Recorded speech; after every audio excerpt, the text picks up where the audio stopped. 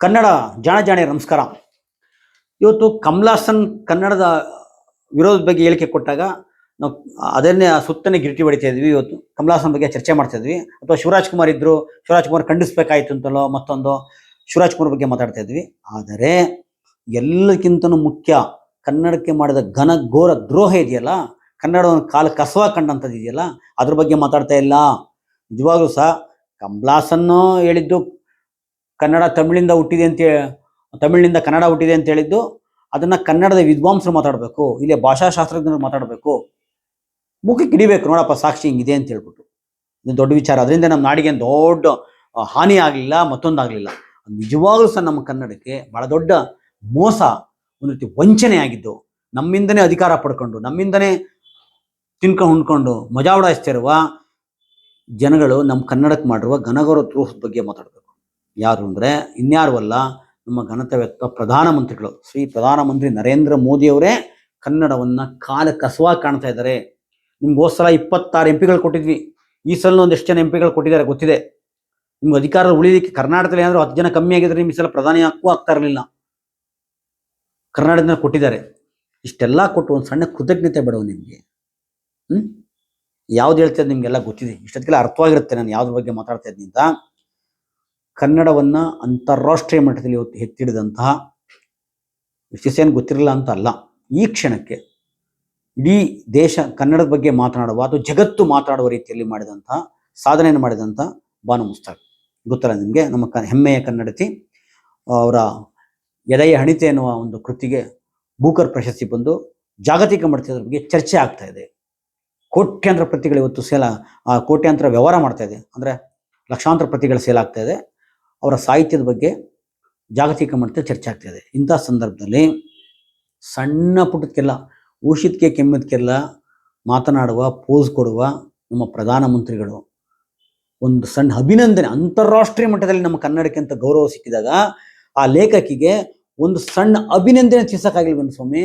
ಸಣ್ಣ ಅಭಿನಂದನೆ. ನಾನು ಇಷ್ಟು ದಿವಸ ನೋಡ್ತಾ ಇದ್ದೆ, ಎಲ್ಲರೂ ಪ್ರಧಾನಮಂತ್ರಿಗಳು ಹೇಳ್ತಾರ ಅಂತ. ಇಲ್ವೇ ಇಲ್ಲ. ಯಾಕೆ? ಇದು ಕನ್ನಡ ದ್ರೋಹ ಅಲ್ವಾ? ಇದು ಕನ್ನಡಕ್ಕೆ ಮಾಡಿದ ಅನ್ಯಾಯ ಅಲ್ವಾ? ನೀವು ಇಡೀ ದೇಶದಲ್ಲಿ 2ನೇ ಹೈಯೆಸ್ಟ್ ಟ್ಯಾಕ್ಸ್ ಕೊಡ್ತಾ ಇರೋದು ನಾವು ಪೇ ಮಾಡ್ತಾ ಇದ್ವಿ. ಮತ್ತೆ ನಿಮ್ಗೆ ಅಧಿಕಾರ ಕೊಟ್ಟಿದ್ದಾರೆ ಕನ್ನಡಿಗರು. ಒಂದು ಸಣ್ಣ ಕೃತಜ್ಞತೆ ಬೇಡವಾ ನಿಮಗೆ?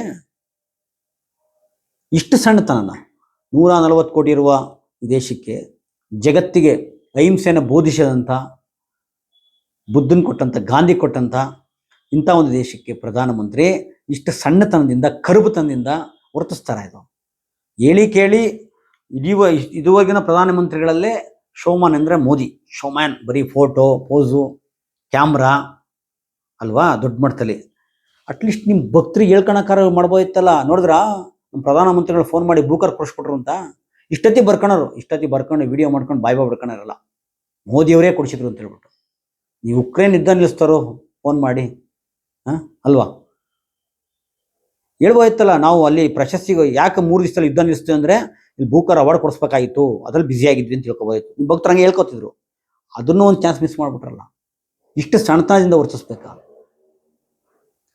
ಕ್ರಿಕೆಟಿಗೆ ಏನು ಇದು ಕೊಡ್ತೀರಾ? ಯಾವುದು IPL? ಬೇರೆ ಬಿಡಿ, IPL ಅಂತದಕ್ಕೆ ಇದು ಒಂದಷ್ಟು ಜನ ದುಡ್ಡಿರೋ ಜನ ಸೇರ್ಕೊಂಡು ನಡೆಸುವ ದಂಧೆ. ಇದು ಯಾರಿಲ್ಲ ಲಾಭ ಇದರಿಂದ. ಎಷ್ಟು ಜನ ಬೆಡ್ಡಿಂಗ್ ಜೂಜ ಆಡ್ಕೊಂಡು ಸತ್ಯ ಹೋಗಿದ್ದಾರೆ, ಆತ್ಮಹತ್ಯೆ ಮಾಡ್ಕೊಂಡಿದ್ದಾರೆ, ಎಲ್ಲನೂ ಕಳ್ಕೊಂಡಿದ್ದಾರೆ, ಹೊಡೆದಾಟಗಳಾಗಿದ್ದಾವೆ. ಇದರಲ್ಲಿ ಒಂದು ಹುಡುಗ ಏನೋ ಸೆಂಚುರಿ ಹೊಡೆದ ಅಂತ ಹೇಳ್ಬಿಟ್ಟು ಅವ್ನು ಏನು ಅಭಿನಂದಿಸೋದೇನು, ಅವನ್ನ ನೀವು ಬರ್ಮಾಡ್ಕೊಳೋದೇನು ತಪ್ಪಿಲ್ಲ. ಒಂದು ಚಿಕ್ಕ ಹುಡುಗ ನೀವು ಬೆಂತಟ್ರೆ ಒಂದು ಒಳ್ಳೆ ಸ್ಪೋರ್ಟ್ಸ್ಮನ್ ಆಗ್ಬೋದು. ಆದರೆ ಇದು ಎಷ್ಟು ಇಂಪಾರ್ಟೆಂಟ್? ಇದು ಕಾರಣ ಇಷ್ಟೇ, ಬೇರೆ ಏನೂ ಅಲ್ಲ. ಬಾನು ಮುಸ್ತಾಕ್ ಅನ್ನೋ ಹೆಸರು. ಯಾಕೆ ಅಂದರೆ ಅವರು ಸಾಬ್ರನ್ನ ಅಭಿನಂದಿಸೋಕ್ಕಾಗತ್ತಾ? ಅಲ್ವಾ? ಅದೇ ಬಾನು ಮುಸ್ತಾಕ್ ಬದಲಿಗೆ ಹೆಗಡೆನೋ, ಶರ್ಮಾನೋ, ಭಟ್ ಅಂತನೋ ಹೆಸರುಗಳಿದ್ರೆ ಇಷ್ಟಕ್ಕೆ ನೀವು ದೆಹಲಿಯಲ್ಲಿ ಕರೆದು ಒಂದು ಔತಣಕೂಟನೇ ಮಾಡ್ಬಿಡ್ತಾ ಇದ್ರಿ. ಹೌದ್ ತಾನೆ? ಔತಣಕೂಟ ಏರ್ಪಡಿಸ್ತಿದ್ರಿ ನೀವು. ಇಷ್ಟು ಸಣ್ಣತನದಿಂದ ವರ್ತಿಸ್ತಾರ? ನಾಚಿಕೆ ಆಗಬೇಕು ದೇಶದ ಪ್ರಧಾನಮಂತ್ರಿಗೆ. ಈ ಸಂಸದರು ಏನ್ರಿ ಇವರೆಲ್ಲ? ಬೆನ್ಮುಳನೇ ಇಲ್ವಾ ಅವ್ರಿಗೆ? ಪ್ರಾದೇಶಿಕ ಪಕ್ಷ ಅಂತ ಹೇಳೋ ಕುಮಾರಸ್ವಾಮಿ ಅವರೇ, ನೀವಾರು ನಿಮ್ಮ ಪ್ರಧಾನಮಂತ್ರಿ ಒಂದು ಮಾತಾಡಬಹುತ್ತಲ್ವ? ಅಥವಾ ಅಷ್ಟು ಉಳಿಸ್ಕೊಂಡಿಲ್ಲ ಅದು ನೀವು ಭಯ ಬೀಳ್ತೀರಾ? ಗೊತ್ತಿಲ್ಲ ನಮಗೆ. ಇರಲಿ. ಆದರೆ ನಾವು ಇವತ್ತು ನಮ್ಮ ಕರ್ನಾಟಕ ಬರೋದಾದರೆ, ಆಯಿತು, ಕರ್ನಾಟಕ ಸರ್ಕಾರ ಏನೋ ಜಿ ಕ್ಯಾಟಗರಿ ಸೀಟ್ ಕೊಡ್ತೀನಿ ಅಂತ ಹೇಳಿದರೆ, ಅವ್ರಿಗೆ ಅವಶ್ಯಕತೆ ಇದ್ದರೆ ಕೊಡಿ, ಅವ್ರು ಬೇಕು ಅಂದರೆ, ಬೇಡ ಅಂದರೆ ಬೇಡ, ಅದಲ್ಲ. ಆದರೆ ನಿಜವಾಗ್ಲೂ ಕರ್ನಾಟಕ ಸರ್ಕಾರ ಏನು ಮಾಡಬೇಕು? ಇದು ಬಹಳ ಮಹತ್ವ ಸಂದರ್ಭ. ಯಾಕೆಂದರೆ ನವೋದಯದ ಕಾಲದಲ್ಲಿ ಮಹಾಕವಿ ಕುವೆಂಪು ಅವರು ಬರವಣಿಗೆ ಮಾಡೋಕ್ಕೆ ಶುರು ಮಾಡಿದ ಮೇಲೆ ಅಲ್ಲಿವರೆಗೆ ಒಂದೇ ವರ್ಗದ ಜನಾಂಗಕ್ಕೆ ಸಾಹಿತ್ಯವನ್ನು ಅವರು ಏನು ಗಂಟಾಕೊಂಡಿದ್ರು ಅದನ್ನು ಕಿತ್ತು ಹೋಗೋದು, ನದಿಯನ್ನು ಕಟ್ಟೆ ಹೊಡೆದು ಜ್ಞಾನನ ತಿಳುವಳಿಕೆ ಹರಿವು ಅನ್ನೋದೆಲ್ಲ ಹರಿಯೋಕ್ಕೆ ಶುರು ಮಾಡಿದ್ಮೇಲೆ, ಕುವೆಂಪು ಬರೆಯೋಕ್ಕೆ ಶುರು ಮಾಡಿದ್ಮೇಲೆ, ಇಲ್ಲಿ ಸಣ್ಣ ಪುಟ್ಟ ಸಮುದಾಯಗಳಿಂದ, ಬೇರೆ ಬೇರೆ ಸಮುದಾಯದಿಂದ ಕನ್ನಡ ಸಾಹಿತ್ಯಕ್ಕೆ ದೊಡ್ಡ ಕೊಡುಗೆ, ದೊಡ್ಡ ಒಂದು ದುಮ್ಮಿಕಕ್ಕೆ ಶುರುವಾಯಿತು. ಸಮೃದ್ಧಗೊಳ್ತು ಕನ್ನಡ ಸಾಹಿತ್ಯ. ತನ್ನ ಕಾಲದ ಜಗತ್ತಿನ ಯಾವುದೇ ಶ್ರೇಷ್ಠ ಸಾಹಿತ್ಯ ಕಮ್ಮಿ ಇಲ್ಲದ ರೀತಿಯಲ್ಲಿ ಸಾಹಿತ್ಯ ಸೃಷ್ಟಿಯಾಗ್ತಿರಲಿ, ಅದಕ್ಕೆ ಸ್ಫೂರ್ತಿ ಮಹಾಕವಿ ಕುವೆಂಪು. ಈ ಕ್ಷಣದಲ್ಲಿ ಇವತ್ತು ಒಬ್ಬ ಮುಸ್ಲಿಂ ಜಗತ್ತು ಅಂದರೆ ಗೊತ್ತಿದೆ, ಇಲ್ಲಿ ಹೆಂಗೆ ಹಿಂದೂ ಕರ್ಮಠರಿದ್ದಾರೆ, ಹಿಂದೂ ಸನಾತನವಾದಿಗಳಿದ್ದಾರೆ, ಹಂಗಲ್ಲೂ ಮುಸ್ಲಿಮರು ಸನಾತನವಾದಿಗಳು ಅದೇ ಕರ್ಮಠರಿದ್ದಾರೆ. ಏನು ವ್ಯತ್ಯಾಸ ಇಲ್ಲ. ಇವರು ಇದೇ ಮೂಲಭೂತವಾದಿಗಳು, ಇವರಿಬ್ಬರು ಒಂದೇ, ಅವರು ಅಣ್ಣತಮ್ಮದಿರು. ಇವರು ಹೆಣ್ಮಕ್ಳನ್ನ ಅವ್ರು ಹೆಂಗೆ ನೋಡ್ತಾರೆ ಎಲ್ಲರಿಗೂ ಗೊತ್ತಿದೆ. ಇವ್ರು ಏನು ಕಮ್ಮಿ ಇಲ್ಲ, ಅವ್ರು ಏನು ಕಮ್ಮಿ ಇಲ್ಲ. ಇಂಥ ಸಂದರ್ಭದಲ್ಲಿ ಮುಸಲ್ಮಾನ್ ಹೆಣ್ಮಗಳಿಗೆ ಗೊತ್ತಿದೆಯಲ್ಲ, ಅವರು ಒಂದು ಕಾಲದಲ್ಲಿ ಇವ್ರ ಮೇಲೆ ಬೆಂಕಿ ಮಳೆ ಅನ್ನೋದು ಅವರು ಕಥಾ ಸಂಕಲನದ ಹೆಸರು. ಅವ್ರು ಹೇಳ್ಕೊತಾರೆ, ಬಾನು ಮುಸ್ತಕ್ ಅವರು, ನನ್ನ ಮೇಲೆ ಬೆಂಕಿ ಮಳೆ ಸುರಿತು ಅಂತ. ಯಾಕೆಂದರೆ ಹೆಣ್ಮಕ್ಳು ಯಾಕೆ ಮಸೀದಿಗೆ ಹೋಗಬಾರ್ದು ಅಂತ ಕೇಳಿದಾಗ, ಇದೇ ಅಲ್ಲಿಯ ಒಂದು ಸಂಪ್ರದಾಯವಾದಿಗಳು ಅವ್ರ ಮೇಲೆ ತುಂಬ ತಿರುಗಿ ಬಿದ್ದರು, ಕಿರುಕುಳ ಕೊಟ್ಟರು, ಇಷ್ಟೆಲ್ಲ ಆಗೋಯ್ತು. ಸಣ್ಣ ಪುಟ್ಟದೆಲ್ಲ ಎದುರಿಸಿರೋದವರು. ಹಂಗೆ ನೋಡೋಕೆ ಹೋದರೆ ಮುಸ್ಲಿಮಲ್ಲಿ ಗಂಡಸ್ರೇ ಈ ಥರ ಪ್ರಗತಿಪರವಾಗಿ ಮಾತಾಡಿಲ್ಲ, ಕಮ್ಮಿ. ಹೆಣ್ಮಕ್ಳಾಗಿ ಕೆಲಸ ಮಾಡ್ತಾ ಇದ್ದಾರೆ. ಸಾರಾ ಅಬೂಬಕರ್ ಇರ್ಬೋದು, ಬಾನು ಮುಸ್ತಾಕ್ ಇರ್ಬೋದು, ಇಂಥ ತುಂಬ ಜನ ಹೆಣ್ಮಕ್ಳಾಗಿ ಕೆಲಸ ಮಾಡಿ ಧೈರ್ಯ ಮಾಡಿದ್ದಾರೆ. ಗಂಡ್ಮಕ್ಳೇ ಮುಸ್ಲಿಂ ಗಂಡ್ಮಕ್ಳೇ ಮಾಡಿಲ್ಲ. ಹಂಗೆ ನೋಡೋಕೆ ಹೋದರೆ ಇಂಥ ಒಬ್ಬ ಲೇಖಕಿ ಇವತ್ತು ಎಷ್ಟು ವಿಶೇಷ ಅಂದರೆ, ಇಲ್ಲಿ ಬರೀ ಮುಸಲ್ಮಾನರಿಗಲ್ಲ, ಕನ್ನಡದಲ್ಲಿ 8 ಜ್ಞಾನಪೀಠ ಸಿಕ್ಕಿದೆ, ನಿಮ್ಗೆ ಗೊತ್ತಿದೆ, ಅದರಲ್ಲಿ ಹೆಣ್ಮಕ್ಳಿಗೆ ಯಾರಿಗೂ ಸಿಕ್ಕಿಲ್ಲ. ಆ ರೀತಿಯ ಸಾಹಿತ್ಯ ಸೃಷ್ಟಿಯಾಗಬೇಕು, ಹೆಣ್ಮಕ್ಳಿಗೆ ಬರಬೇಕು, ಇವ್ರು ಸ್ಫೂರ್ತಿ ಆಗಬೇಕು. ಒಳ್ಳೆಯ ಸಂದರ್ಭ. ಇಲ್ಲಿ ಸಾವಿರಾರು ಹೆಣ್ಮಕ್ಳು ಬರವಣಿಗೆ ಶುರು ಮಾಡಬೇಕು, ಆ ರೀತಿ ಯೋಚನೆ ಮಾಡೋದು ಕಲಿಬೇಕು, ಸ್ಫೂರ್ತಿ ಆಗುತ್ತೆ. ಆ ನಿಟ್ಟಲ್ಲಿ ಕರ್ನಾಟಕ ಸರ್ಕಾರ ಜವಾಬ್ದಾರಿ ಏನಪ್ಪ ಅಂದರೆ, ಬಾನು ಮುಸ್ತಾಕ್ ಅವರ ಸಾಹಿತ್ಯವನ್ನು ಕಡಿಮೆ ಬೆಲೆಯಲ್ಲಿ ಜನಗಳಿಗೆ ಸಿಗೋ ಥರ, ಜನಸಾಮಾನ್ಯರಿಗೆ ಅತ್ಯಂತ ಕಮ್ಮಿ ಬೆಲೆಯಲ್ಲಿ ಸಿಗಬೇಕು, ಸರ್ಕಾರ ಪ್ರಿಂಟ್ ಹಾಕಬೇಕು, ಅವ್ರ ಸಾಹಿತ್ಯ ಕೃತಿಗಳನ್ನ ಪ್ರಿಂಟ್ ಹಾಕಿ ಹಂಚಬೇಕು. ಇದೊಂದು ಕೆಲಸ ಮಾಡಬೇಕು. ಇನ್ನೊಂದೇನಪ್ಪ ಅಂದರೆ, ಈ ಸಲ ಬಳ್ಳಾರಿಯಲ್ಲಿ ನಡೆಯುವ ಸಾಹಿತ್ಯ ಸಮ್ಮೇಳನಕ್ಕೆ ಇವ್ರನ್ನ ಅಧ್ಯಕ್ಷರು ಅಂತ ಘೋಷಣೆ ಮಾಡಬೇಕು.